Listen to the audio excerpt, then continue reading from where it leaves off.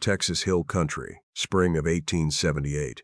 The Callaway Creek Ranch sat low between two limestone ridges, the kind of land that looked mild until you tried to work it. Cedars crowded the draws, mesquite pushed up through the rocky soil, and the creek itself ran clear and cold, even in summer, threading through the property like something that knew exactly where it belonged.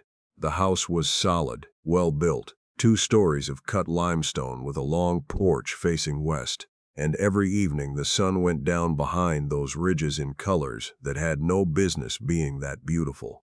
It was the sort of place that should have been full of noise. Instead, it was quiet. Quietly, stubbornly, enduringly quiet. Fletcher Cord had run the ranch alone for 4 years. Not alone in the way of a man without hired hands. He had 3 good men who knew their work and kept to themselves, but alone in the way that mattered. The way that made a house echo when you walked through it at night. The way that made you stop sometimes in the middle of a task, for no reason you could name, just standing there with your hands open and empty. His wife, Lenora, had died in the spring of 1874. That was what the letter from the county seat had said. Died in the flood on the Blanco River crossing, along with 17 others on 2 wagons bound for San Antonio. The bodies had not all been recovered. That was what the letter had said, too. Fletcher had read it 3 times, folded it, and put it in the drawer of his desk, where he kept things he didn't know what else to do with. He was 41 now. His hair had gone gray at the temples. His hands were rough from fence wire and work, and he had the particular stillness of a man who had learned not to expect anything from a day beyond what he could see in front of him. The ranch ran well. He kept the books square, paid fair wages, and never asked his men to do work he wouldn't do himself. Prentice, his foreman, had been with him 10 years, and spoke maybe 200 words a day on a talkative afternoon. Together they made a quiet pair. The third hand, a young man named Gus, made up for both of them and was generally forgiven for it. On the morning everything changed. Fletcher was mending the north gate when he heard hooves on the road. The rider was a boy, maybe 16, pushing a horse harder than the animal liked. When he reached the gate, he pulled up short, breathing fast, and looked at Fletcher with eyes that had been doing too much work for too long. "You Fletcher Cord?" the boy asked. "I am. Got a message for you, from the mission in Castroville." He held out a folded paper, slightly damp from being clutched in a sweating hand. "Sister Augustine said it was urgent and to please put it straight in your hands." Fletcher took the paper and read it standing by the gate, the morning light cutting sharp across the page. "Mr. Cord, we write with news that may be painful or welcome, and we do not know which until we have heard from you. A woman has been in our care these past 18 months. She came to us with no name she could give, injured in a wagon accident some years prior, her memory uncertain and incomplete. She speaks of a ranch in the hill country, a creek, limestone ridges, and a husband whose name she believes begins with the letter F. Last week, she found a piece of embroidered cloth in her belongings. The initials sewn into the hem read LC. She asked if we knew a family whose name began with C and lived near a creek. We do not wish to raise false hope, but we believe you should come. Please send word, or come yourself. Sister Augustine, Our Lady of Mercy, Castroville." Fletcher read it twice. Then he folded it carefully, the way a man handles something fragile he doesn't yet trust himself to hold, and stood very still by the gate for a long moment. Prentice was coming up from the barn. He stopped when he saw Fletcher's face. "Something wrong?" "Don't know yet," Fletcher said. "Hold the ranch. I'm riding to Castroville." He left within the hour. The road to Castroville took him southwest through cedar breaks and open meadows, past 2 small towns that were barely more than a church and a dry goods store, and down into the Medina River Valley where the land softened and the live oaks grew old and broad. He rode steady, not pushing, because he didn't know what he was riding toward, and he'd learned a long time ago not to spend energy on things that hadn't happened yet. But his mind moved anyway. 4 years. LC. Lenora Cord, the creek, the limestone ridges. A husband whose name began with F. He told himself not to decide anything until he saw her, if it was her. The mission sat at the edge of the town, a long whitewashed building behind a low stone wall, cottonwoods shading the yard. When Fletcher tied his horse at the gate, a woman in a gray habit came out to meet him. "Mr. Cord," she said. She was small and direct, with the calm manner of someone who had seen a great deal without being made hard by it. "I'm Sister Augustine. Thank you for coming so quickly." The letter said urgent. "I meant it." She studied him briefly, the way a careful person looks before they commit to a direction.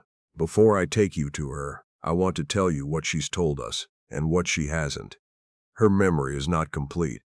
She knows things, feelings, shapes, the layout of a house, but names have come and gone, and some days are clearer than others. We don't want her distressed by a meeting that brings more confusion than comfort." "I understand," Fletcher said. "She's been stable these past months. She helps in the garden. She's patient and kind, and, from what we can tell, she's a person of considerable character." Sister Augustine paused. "Whatever you find in that room, Mr. Cord, please be gentle with it. I intend to be." She led him inside, down a cool corridor smelling of soap and beeswax, to a room at the far end where a window looked out over the garden. A woman sat in a chair by that window. She was turned slightly away, her hands folded in her lap, watching a mockingbird work its way through the cottonwood branches. Her hair was dark with threads of silver at the temple that hadn't been there before. She was thin in the way of someone who had been through a long illness, but there was a straightness to her spine, something that hadn't been taken from her. Fletcher stopped in the doorway. She turned. For a moment she simply looked at him, and her expression was the expression of someone standing at the edge of a very old memory, reaching for something they can almost but not quite touch. "You came," she said. Her voice was quiet, careful, as if she were testing the words. "I came," he said. "I don't." She stopped, pressed her lips together. "I know you. I know that I know you. But I can't." Her hands tightened in her lap. "I'm sorry." "Don't be," Fletcher said. He walked to the chair across from her and sat down so they were level with each other, no one looming over anyone. "My name is Fletcher Cord. We have a ranch up in the hill country, Callaway Creek. There's a long porch that faces west and 2 limestone ridges that catch the evening light." Something moved across her face. Not recognition, exactly, but the shape of it, the ghost of it. "The creek runs cold," she said slowly, "even in summer." Fletcher's throat closed. He let a moment pass before he trusted himself to speak. "Even in summer," he said. Sister Augustine stood quietly in the doorway. She had seen reunions before, in this room and others, and she knew how to be present without intruding. The woman, Lenora, he was almost certain now, reached into the pocket of her dress and brought out a piece of cloth. White cotton faded from washing, but the embroidery was still clear. Blue thread, careful stitches. "LC. I made this," she said. "I don't remember making it, but I look at it, and I know it's mine."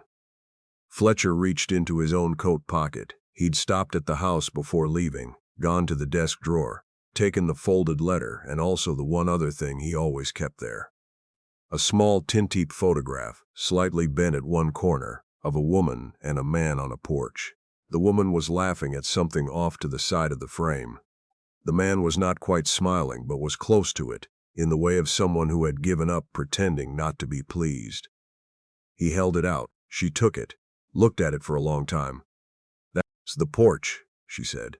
"Yes, and that's..." She touched the woman in the photograph with one finger, very carefully. "Is that me?" "That's you," Fletcher said. "About 5 years ago. We'd just finished building the second story. You said the view was worth every splinter." A sound came out of her then, something between a laugh and a breath, and she pressed the photograph flat against her chest and closed her eyes. "I remember the view," she said. "I couldn't have told you why, but I remember standing somewhere high up and thinking the light was worth something." They sat in that room for a long time, the mockingbird still working through the cottonwood branches outside, the afternoon going gold and slow around them. She told him what she remembered. a kitchen that smelled of cedar and wood smoke. A quilt she'd made in green and yellow, morning so quiet you could hear the creak from the bedroom window if the wind was right. She didn't remember the flood. She remembered being on a road, and then she remembered waking up here. And between those two things, there was only darkness and pieces of sound she couldn't arrange into anything useful. He told her what he had been told. The wagons, the flood, the recovered dead, who had not included her, the letter that had said what it could and left out everything else. "Someone told you I was dead," she said. "Someone told me you were dead," he said. "I believed them." "Why didn't you?" She stopped herself, shook her head. "No, I know why. If they told you there was nothing to find." "I should have looked harder," Fletcher said. It came out plain, without drama, which was the only way he could say it without it sounding like an excuse. She looked at him for a moment. "Were you unhappy?" "Every day," he said. She accepted this without fuss, the way a practical person accepts a fact. Then she said, "I'd like to go home. If the offer stands." "The offer stands." Sister Augustine stepped forward then, quiet and matter of fact. "She'll need a few days to rest before travel, and I'd recommend a slow journey with stops." "We'll take as long as she needs," Fletcher said. He stayed in Castroville 4 days. Each morning he came to the mission garden and sat with Lenora, while the day warmed up and the mockingbirds ran through their repertoire. She was working her way back, piece by piece, through a past that was still more feeling than fact. She remembered things in flashes, the smell of the cedar chest, the sound of rain on the limestone, a dog named Pepper who had died the winter before the flood. She did not always remember Fletcher directly, but she remembered things that were his, the way he tied a rein, the particular silence he kept when he was thinking hard, the coffee mug he'd used every morning for 7 years, because he didn't see any reason to replace something that worked. "You never like to waste things," she said on the 3rd morning. "Still don't." "That's the most you thing I've heard yet," she said, and for a moment her face went somewhere uncomplicated and warm, and she sounded exactly like herself. On the 4th morning, Sister Augustine walked with them to the gate. "She has good days and harder days," the nun said to Fletcher, quiet enough that Lenora, already at the horse, couldn't hear. "The memory may improve further. It may not. You'll have to be patient with the gaps." "I've been patient with worse," Fletcher said. Sister Augustine looked at him steadily.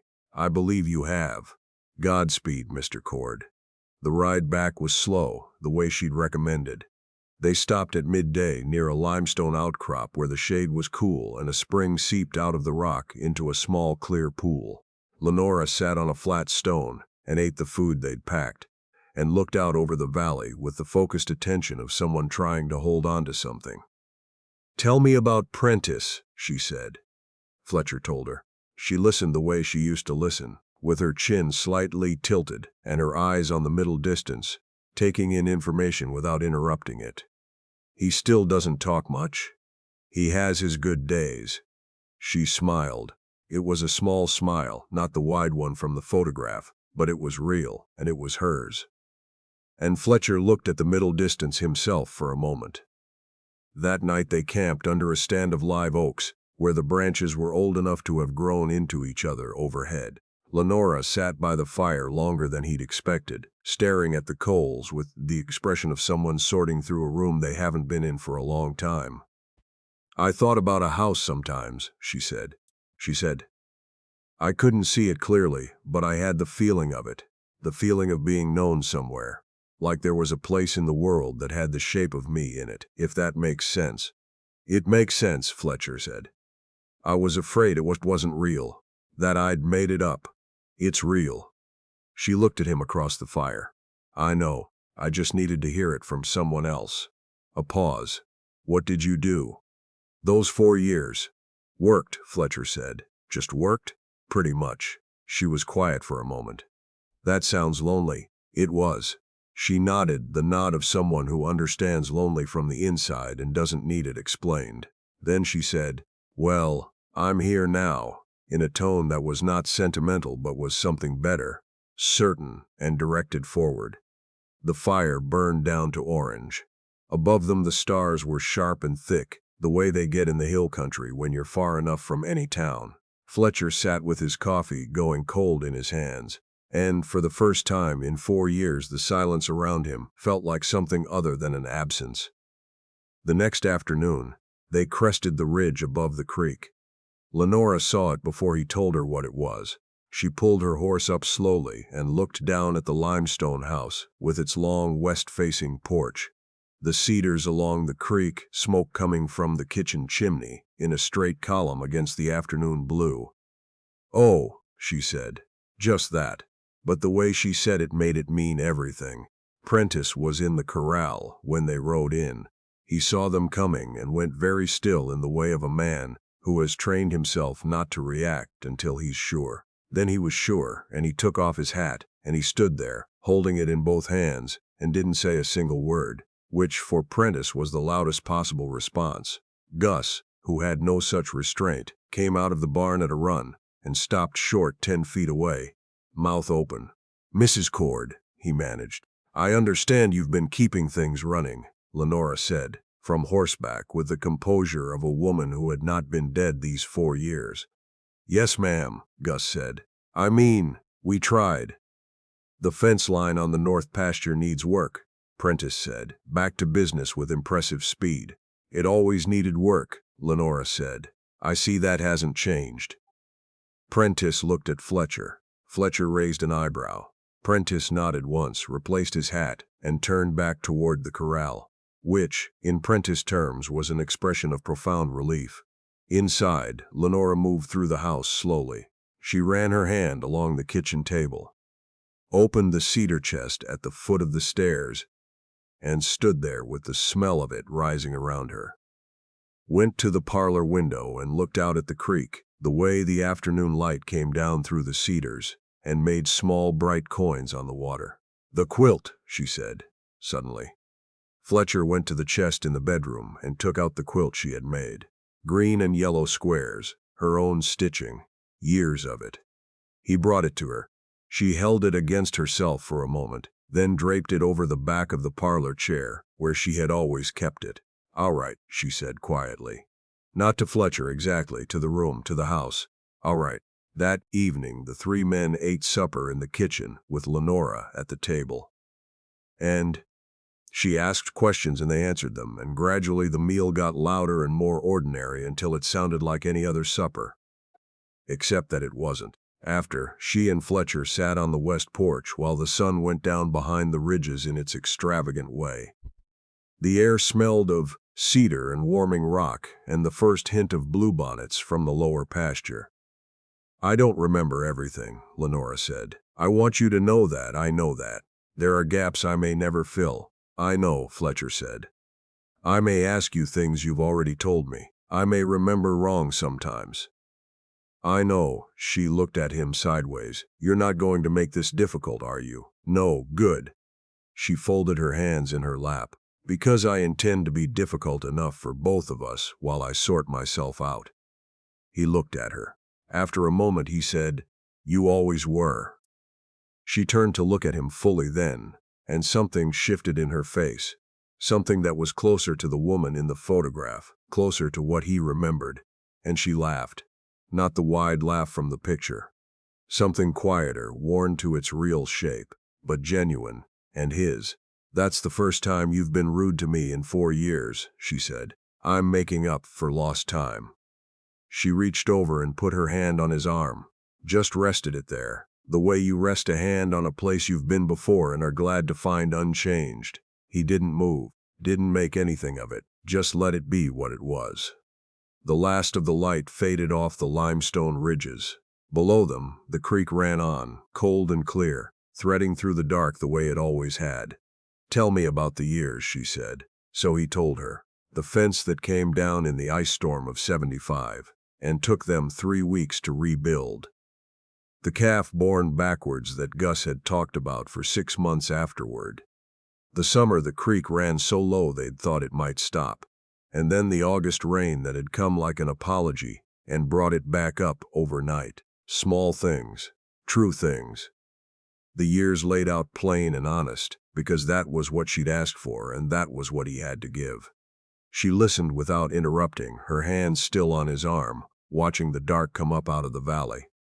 "It kept on," she said when he finished. "It did. So did you. So did I."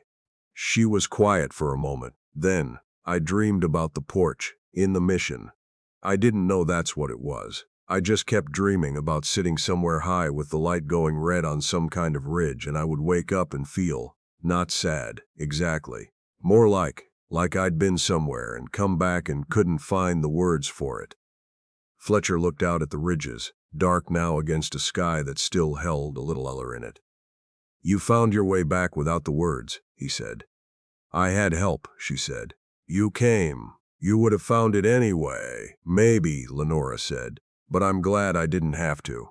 The night settled around the house. Inside, Gs was washing dishes with more noise than strictly necessary. Prentice had already gone to the bunkhouse, as was his custom. The horses moved in the paddock, and the creek made its constant low sound, and somewhere a whip-poor-will started up from the cedar brake. Lenora leaned her head back against the porch post and closed her eyes. "I'll remember more," she said. "I know I will. It comes back in pieces. Take your time. I'm tired of taking my time. I want to know." A pause. "But I'll be patient. I remember how to be patient." She opened her eyes and looked at the stars coming through. "I remembered that, even when I forgot everything else." Fletcher let the whip-poor-will fill the silence for a while. "The apple tree," he said finally. She turned her head. "You argued with me about where to plant the apple tree, that first spring. You wanted it by the south wall. I thought by the creek." She was still looking at him. "I planted it where you said," he added. "By the south wall." Lenora was quiet for a long moment. Then, slowly, a smile spread across her face, wide and sudden and real, the one from the photograph, the one he had spent 4 years trying to remember exactly right. "It's doing well, isn't it?" she said. "Not a question. Best tree on the property," Fletcher said. She shook her head, still smiling, and looked back out at the night. "You're welcome," she said. And for the first time in 4 years, Fletcher Cord laughed. Quiet, rough, a little out of practice, but real. The house around them held the sound of it, the way it had always held things, steady and certain, and made of limestone, built to last.